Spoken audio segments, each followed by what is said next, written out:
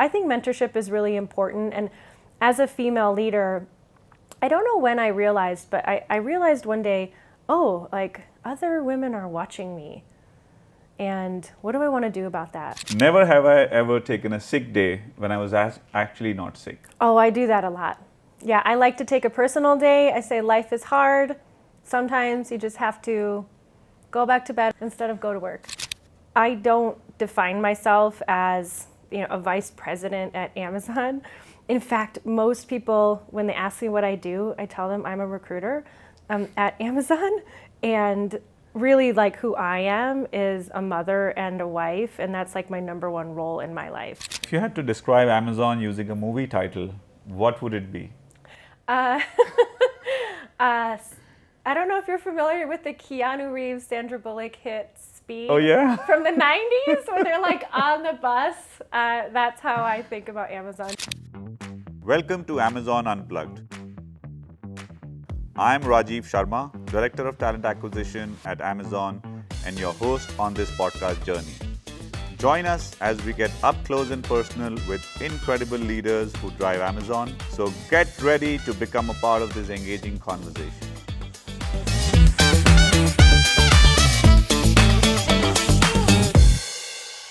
Welcome to Amazon Unplugged. Today's guest is special to me. Apart from spearleading the talent acquisition needs across 30 countries, she's also my boss. She started her journey at Amazon 11 years ago as a recruiter for North America operations for customer fulfillment. Today, she leads one of the largest talent acquisition teams globally. Her ability to lead with empathy while creating a high-performing team and building an inclusive culture is her superpower. Let's welcome Luli Chaluleu, Vice President, Worldwide Amazon Stores Talent Acquisition. Welcome, Luli, and thank you for being here. Thank you for having me. Luli, last time when we met in Seattle, I remember your love for plants, and how's that passion growing?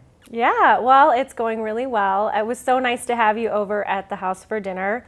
And we're going into the winter season in Seattle. So I've spent the last month cutting all my plants down to the ground, preparing them, for winter. And I've moved all of my passion to my indoor house plants. So my living room currently looks a little bit like a jungle, but I keep telling my husband that it's good for the air quality. And so actually, I'm doing good things for our family, but it's going really well. I enjoy it. I can relate to it. My wife is just crazy about plants, and all of our plants across the balcony is always being looked after like a baby. Yeah. So Luli, you joined Amazon 12 years back as a recruiter, and back then when you joined, you knew that you're going to be heading the function. How was you sure about it? Well, it wasn't right away, but I think, after I joined, after a few months, I just realized that there was a lot of opportunity. And I kind of looked around and thought, okay, like what do these leaders have that I don't have? And I realized all that they had was just more experience. It wasn't anything else. And I think just determination and experience, and that I could get that. And so I just decided, maybe when I was a level 6, I thought, I'm going to become the director of operations TA. And I was able to achieve that. And it was honestly something I was surprised when it happened. And then I decided, well, I should become the director of global TA. And then I was lucky enough to have that happen. And I almost didn't dare to think I could become the vice president of all of talent acquisition for operations and stores and G&A, but I did, tell my husband, I said, I think I can go after VP. And I just got more experience, I got feedback, I listened, and I was able to achieve that as well. So it was surprising for everybody, including me. Oh, and it's been very inspiring for us to see your journey as well. Yeah. Thank you. You lead a global team in talent acquisition, and your team's spread across different countries, multicultural, nuances. Mm-hmm. What's the most difficult and the fun part about leading such a team? Yeah, I think what's difficult is sometimes you have to make decisions that make sense for the majority of folks. which can feel very exclusive to the majority of folks. Because at this point, like half of our folks are in the Americas, and then half of our folks are now, spread out between Europe and India and, Asia and even Latin America. So it becomes really tricky to know what decisions to make and then to decide, okay, I don't want to make decisions that impact poorly certain regions like the India region, but what can I do that is my phrase is core and common? What has to be true across all the lines of business so we can feel like one team, but you leave enough space for the heads of country to make decisions that make sense for their business. So I think that's the hardest part, but also the most exciting, is to remember, all the individual teams, all the different types of work that they do, all the diversity in the people and, where they live and what they do, which I find the most exciting as well. So I really enjoy it, but it's hard to do, and I just try my best every day. And you're here in Bangalore, and it's an opportunity for, some of the teams in India to also showcase and get to know, and also for you to experience that culture. And I think that's also an exciting part. Yeah, I'm so excited to be here. I know we were talking earlier, the food's been amazing. So much food, so much amazing food. The sweets, the dal makhni I'm still waiting for, but I've had a lot of chicken biryani already, and it's been delicious. And just going around and seeing the beautiful nature, and the energy here is really vibrant. So everybody just out in the street and in the markets, it's just a very vibrant and beautiful energy. So thank you so much for inviting me. Pleasure is ours.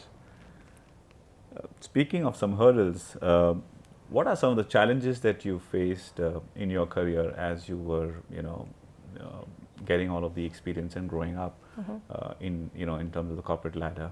Yeah.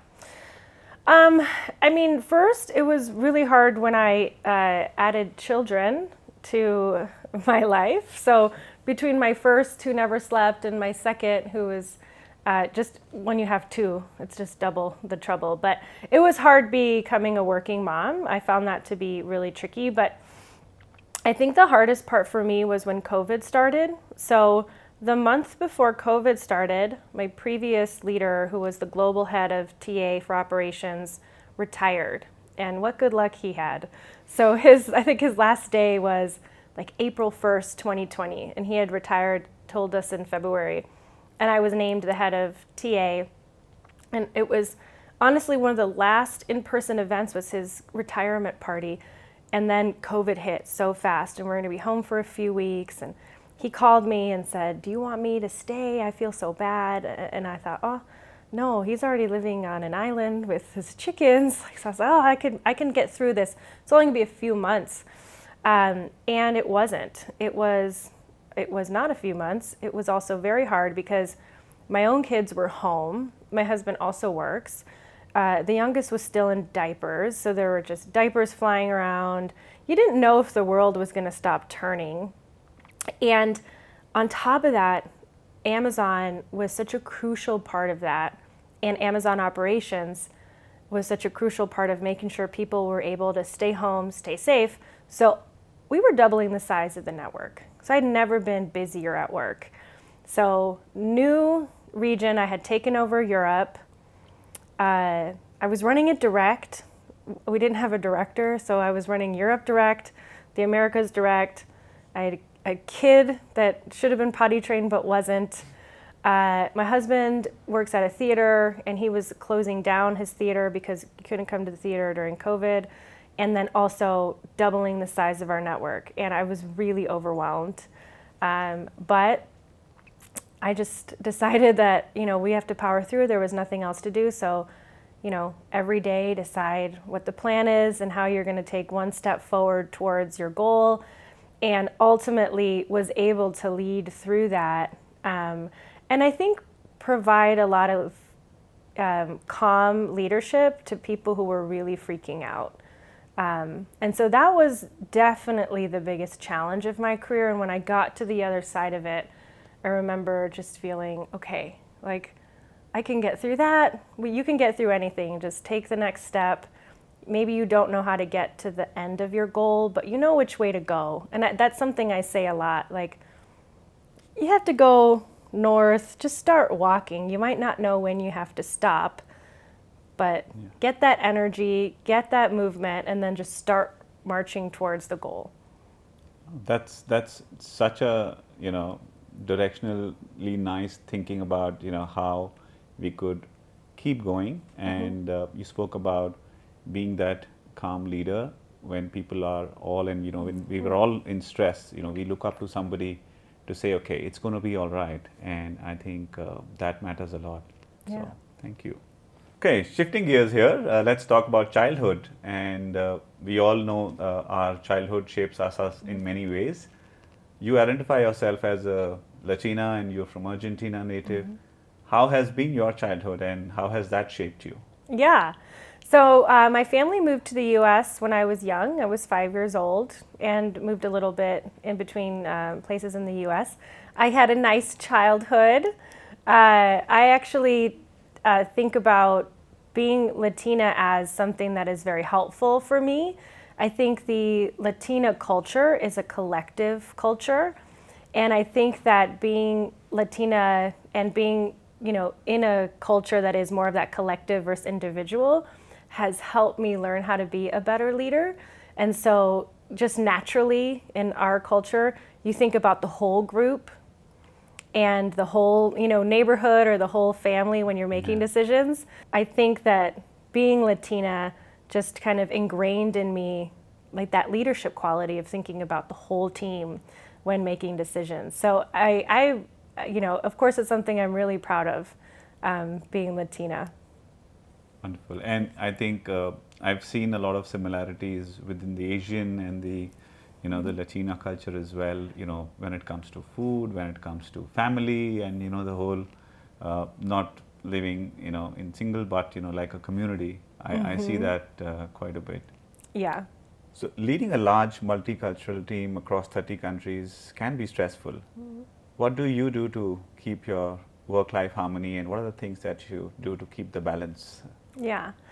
I think it's a lot about mindset, Rajiv, and one of the things that I try to remind myself a lot, because if not, the job will really, suck you in, is I remind myself that I work at Amazon, one, because I love it, but because I get paid and I earn this money for my family.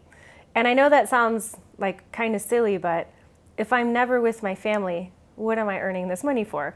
So if the entire point of this is to spend time with my family and provide resources for my family, then I need to be prioritizing that every day. So I try to, do certain things, like I insist on doing pickup from my kids' school twice a week. I know that does not make me mom of the year, but at least twice a week I'm showing up to pick up. I try to volunteer at their school, just so that they can feel my presence in their space, even if I can't be there every single day, because of course, the work is a lot. But that's something that is really important to me, is being really vigilant about my family time, and when I'm out, just going completely dark unless someone is having a crucial emergency.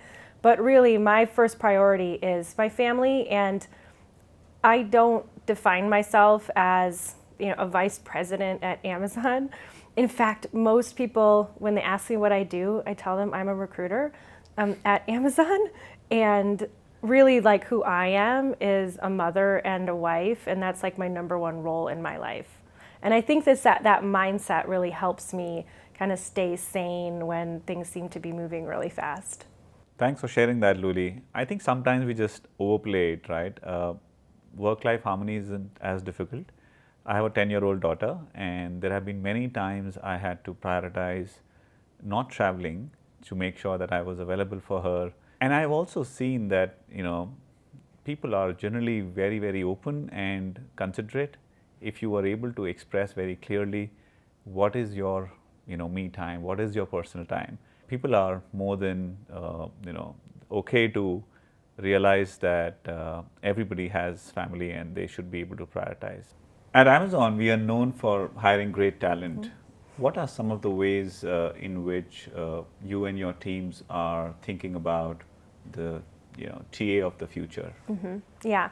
Well, we have the Recruiter of the Future program, which is really talking about how we can become more talent advisors, leveraging data and insights to make better hires for our business. So I think that's one of them. And then I know we'll probably touch on tech later, but one of the things that we're trying to do is leverage more analytics to create closed loop mechanisms. And so we have an analytics team that we're partnering with, and also within our technology, to get more data onto one platform so that we can measure and learn quicker, and then ultimately change and improve our profiles and our assessments. And then moving some of that administration away from the recruiter so they can really analyze this data and become better partners to our business. So that's something that I'm pretty excited about, and we're getting really close to unlocking a lot of those insights. Okay, wonderful. And yes, we touched upon technology, and we hear a lot about all of the disruption that's happening in the business when it comes to AI. What are some of the ways in which you're thinking about how tech is going to disrupt the TA in general? Yeah.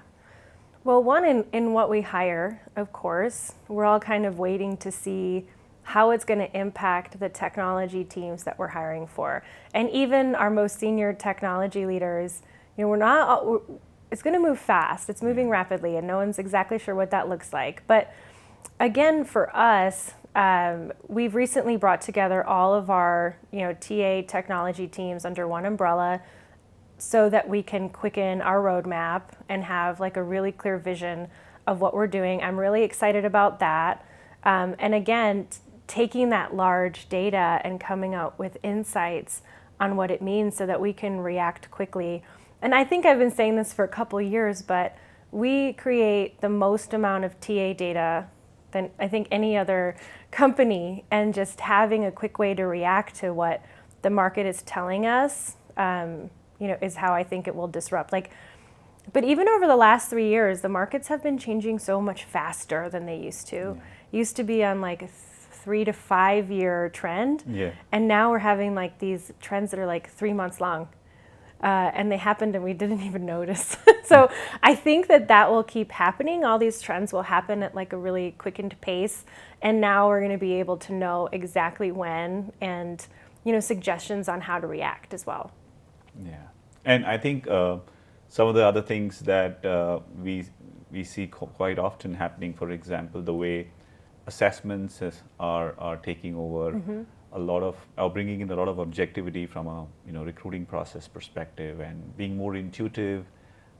We hear a lot about gaming as a concept.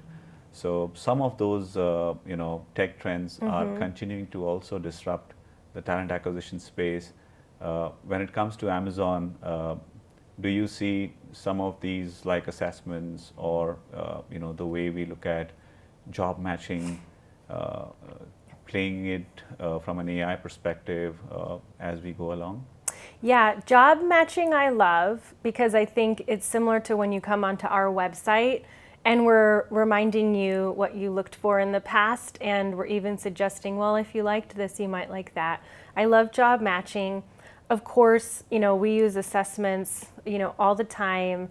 I think we have to be really thoughtful about every assessment that we're putting in to make sure, especially with AI, like they'll send you who best to hire based on who you've hired in the past. And so you really have to make sure that the assessments that you're putting in make sense, because if you're trying to maybe change your profile, like that can take a minute to move.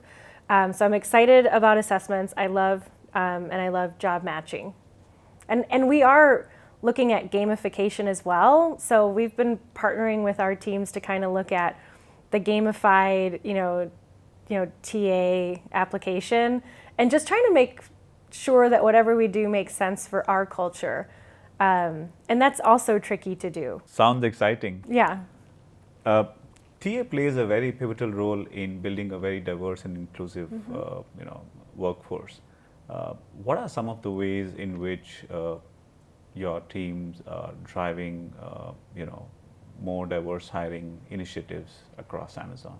Yeah, I think that the most important thing that I've learned for how to be good at diversity recruiting is number one, the recruiters have to believe that diversity recruiting is important and understand the why behind. And so a lot of it starts with internal trainings of your own teams to really understand, and again, with 30 different countries, what diversity is in Seattle is very different than what diversity is in LATAM and in Europe as well. So there are different underrepresented groups, even within lines of business that teams have to, try to seek and introduce, into the hiring process. So it starts with making sure that local teams are engaged and they, want to do it.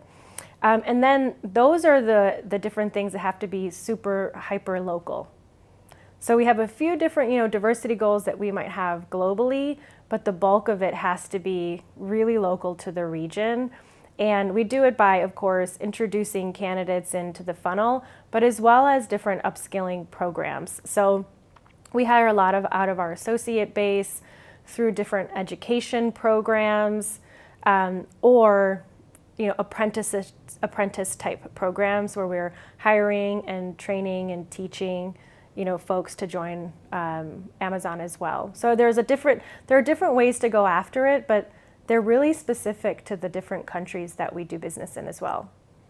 Yeah, and you spoke about the mindset. I think in my experience as well, there are two things that we saw greatly helped us in any organization. Is one is, of course, the recruiter understanding why it is important, and also the business not thinking about only from a skill perspective and looking at the leadership principles or the behavior traits, and pivoting away from that relevant experience only. Of course, that's important sometimes, but if you can have a good training program and if you can hire from a diverse set of skills, some of that really helps the top of the funnel and making sure that we bring in more diverse experience. And diversity is sometimes much more than gender or a certain underrepresented cohort. It's also about how diverse is the industries we are hiring from. Are we able to hire people from different backgrounds, different industry, and all of that is something that we continue to strive for. Yeah, and of course you mentioned the business, Rajiv. We are so fortunate that our business is very engaged in our diversity efforts, but education also has to happen to the partners that you're partnering with. It can't just be a talent acquisition goal. It has to be, a shared desire of TA and the business to achieve these goals. Sounds exciting. You've been a mentor and a role model for many, and we know you also lead the chapter for the Latinos in Amazon. What role does a mentor play, and how important it is to have a mentor for someone in career? Yeah, I think it's really important. My long-term mentor, and I think she also was a sponsor. So I think there's two different ways to look at it. Someone that you can call to mentor you through different situations. And I also think sponsors are important, and that would be people that are in your organization, in your line, who can speak up on your behalf, in different times and champion you. But I think it's really important, one, just to know that you're not alone. You have someone that you can talk to. Sometimes you might have a very nice boss. I like to think you do. But there are things that you don't want to ask your boss. You don't want them to know perhaps that you're struggling with understanding how to solve a problem. And a mentor can be someone who can be a very safe place for you to say, hey, here's my problem, here's what I'm thinking. The problem could be with your boss. They could help you with that. So I think mentorship is really important. And as a female leader, I don't know when I realized, but I realized one day, other women are watching me. And what do I want to do about that? Do I want to be someone who thinks, well, I had it hard, so they should have it hard? Or do I want to be someone that says, I had it hard, so I want to make it a little easier for the woman coming behind me? And I decided that all the things that felt hard for me, I was going to try to make a little easier for the women coming behind me. So I think it's very important to be a mentor and to have a mentor. The fact that you mentioned that if you could make it slightly more easier as a mentor, and I've mentored a few, people, a few of the women leaders as well, and it just goes a long way if we are able to give them a little more direction, a little more insight, and if they can learn from that experience. And it makes you actually all the more happy when you see some of them overcome those challenges and grow. And mentoring is just one of the best ways to be able to give back with whatever learnings that you had in your career. So I continue to model that, and of course a lot of it is learnings from you as well. Thank you. Moving on to the last question, and I'm sure this one all our listeners will be very keen to know. What advice do you have for anyone who's looking for a job in this competitive job market? Yeah, I would say a few things. Network and get to know people who have the roles that you might be interested in, and be very curious and listen to what it is that they have experience in, and then tell people your desires. So if you want to do something, you have to say it, you have to speak it, you have to let people know what it is that you want to do, whether it's a job, to work at Amazon, or you're in your company and you want to be promoted. It's kind of like manifesting. Well, if you don't tell anybody what you're trying to do next, people can't help you figure out how to get there. So that would be my big advice, is to just network and be curious, and then speak to folks about what it is that you want to do. But one of them is to decide what it is you want to do. I have people call me a lot and they say, I want a different job, but I don't know exactly what I want. What do you think? I'm like, well, I think you have to figure out what you want to do, and then people can help you. Yeah. If you don't, I don't know what you want to do. I don't know you. So I think you have to have vision for yourself. So true. And we all in talent acquisition keep getting a lot of these requests to say, hey, you're at Amazon, you're in the TA organization, can you help us? And my first question is, do you know what you are thinking to do, or what is it that you aspire to do, or why would you want to do a certain role? So thank you for sharing that, and I'm, all of the job seekers here, I think it's going to really help them to plan for that as they go for any of the interviews, or even when they're thinking about a career change. Okay, thank you so much. And we're going to take a breather, in a sense that we'll move away from the long questions and get into some light-hearted rapid fire. Okay, those might be harder for me. And then, so that it starts with, never have I ever. And, you need to answer fast and truthfully. Okay. I'm going to start with, never have I ever eaten lunch at my desk. I have done that. Is that what I do? Do I say I have done that?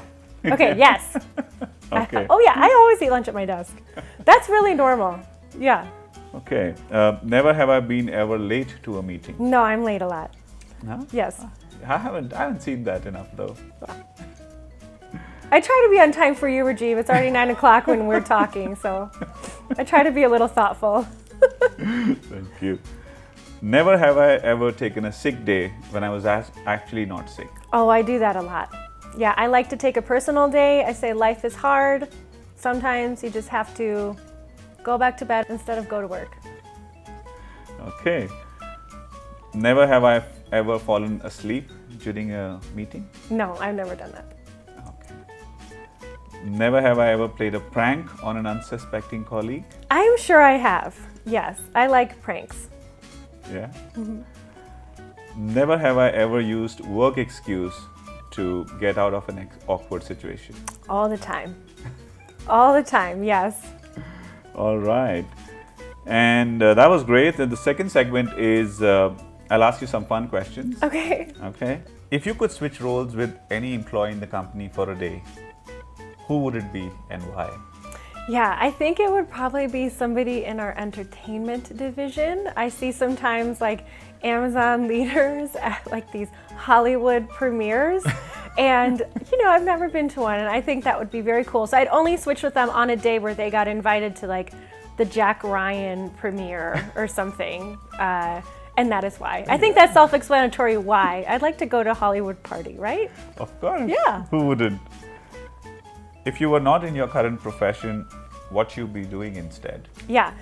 I would be a full-time mom, and I would be probably the president of the PTA. So whatever parent association there is, I would probably insist on being the head of that, and it would be a lot of energy for the school, but that's what I would do. Wonderful. My poor kids, they're happy I go to work every day. I have a lot of energy when focused. All right. If you could magically solve one common challenge your team faces, what would it be? Actually misunderstanding each other.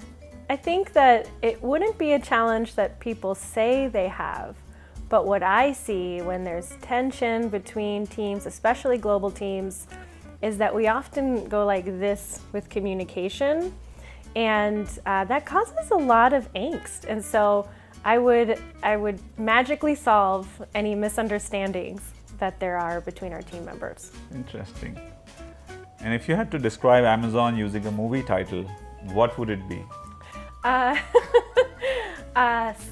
I don't know if you're familiar with the Keanu Reeves, Sandra Bullock hit Speed. Oh yeah? From the 90s when they're like on the bus. That's how I think about Amazon, just like going around the airport, I guess, at maximum speed. The bus that cannot slow down. The bus that cannot slow down. And then you have to change the wheel as well. Yeah. Yes. All right. Well, thank you, Luli, for being such a great sport. And for that, we have a special surprise for you, a small gift for, doing it really well in the rapid fire. Okay. Okay. Thank you so much. Thank you so much. Well, thank you so much, Luli, for being a great sport. And it was lovely having you here, and we all enjoyed the conversation. Thank you so much. Thank you for having me. And that brings us to the close of another exciting episode. Thank you, all of you, for joining us. I hope you all enjoyed listening into Amazon and the talent acquisition space. We'd be keen to know if there was anything in particular that you liked or resonated with you, and what are your thoughts on that. Stay tuned for our next episode, and thank you so much for joining us. That makes it really hard for you. You seem to get right to where you say grow and start laughing.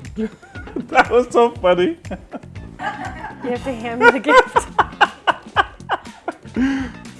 I did not read the one, it was just written in bracket. Rajiv hands out the gift. Okay. Please. Oh, I'm excited. I really do love a tea set. You do? Yeah. This is, I think, a collection of different types of teas with tea leaves. And it was ordered on Amazon. Thank you. Okay.